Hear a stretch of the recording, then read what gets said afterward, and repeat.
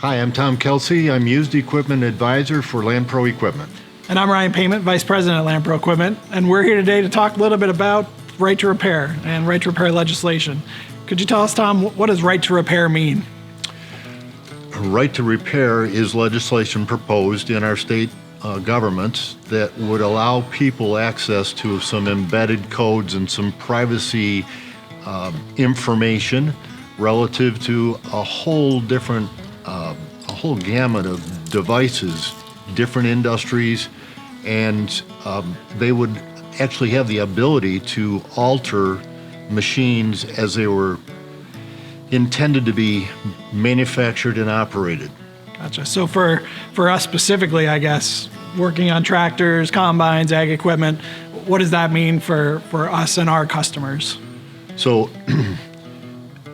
the broad form of this legislation allows people access to codes, embedded codes, that would affect possibly the emissions, the safety, and the integrity of the machine, sometimes without us even knowing that those changes have been made. Got it. So really there's a difference here of attitude. I would say that we believe in right to repair. We do not believe in right to modify or alter. Gotcha. Very good. So there's a distinction there between right to repair and right to modify. Absolutely. Very good. So you, I think, just mentioned that Land Pro stance is, we believe a customer has every right to repair their machine, but not to modify their machine, right? So what is that distinction? Could you tell us a little more about what that actually means, maybe some differences between the two? So right to repair allows and supports our customers' enterprises, their abilities and talents that they have within their enterprise to repair their own machines. We will provide them with support in a number of different ways. Some of it is apps on a phone or on a device, service manuals, sharing knowledge with our people, and or if their enterprise can support it and afford it, they can buy a subscription-based diagnostic menu to be able to do their own work.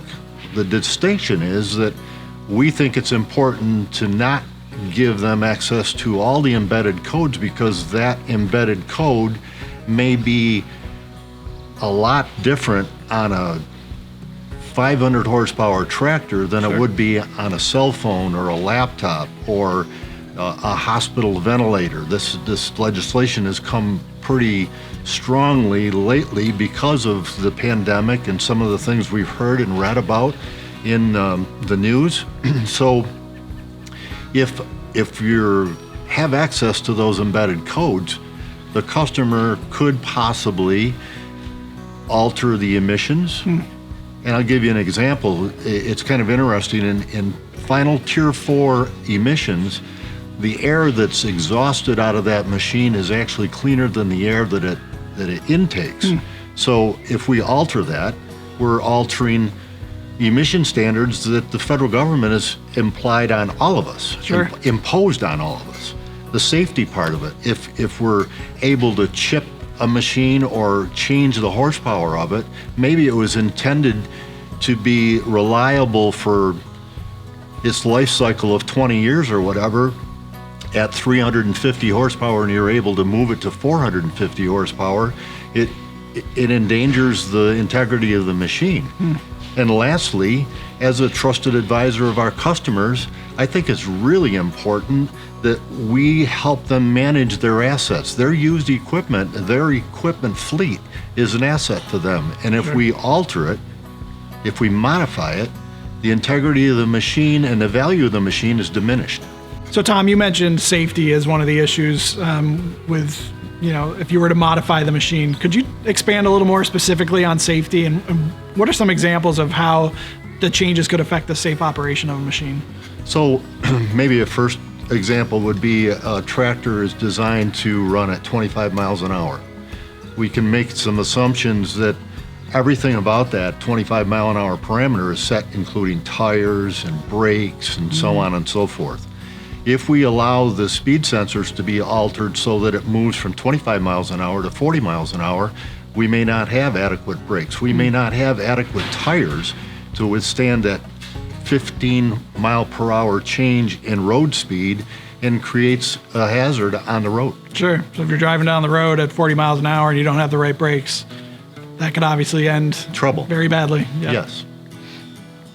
So Tom, right to repair isn't a new topic. I know we've been talking about it for a few years, and I believe the industry came to some agreements even a couple of years ago. Can you talk a little bit about what the industry has done, and then maybe more specifically about what LandPro's stance is on right to repair? Sure, absolutely. So in 2019, all the major manufacturers in the agricultural industry promised that they would provide diagnostic software and tools to their customers. So in 2021, every major manufacturer has accomplished that. They've met their promise. And LandPro has taken a stand that we want to ensure our customers have the ability to repair their own machines. We will support them any way we possibly can, and that encompasses availability of service manuals that they can buy. We're willing to share information with our technicians or from our technicians. We have apps available that they can use. And lastly, we have a new product that's called Customer Service Advisor. Customer Service Advisor allows our customers to buy on a subscription-based commitment annually virtually the same diagnostic tools that we use in our facilities. Difference being it does not allow access to those embedded codes, but it does allow them to do all their own diagnostic work on the farm or in their shops and get to the point of what it requires to get it repaired. Great. And it does not allow them to modify so it doesn't affect the safety, the emissions, and the value of the machine. Perfect. Sounds like the perfect compromise. It is. Yeah. Well, appreciate your time today, Tom, and we'll look forward to talking to you again soon. Thanks.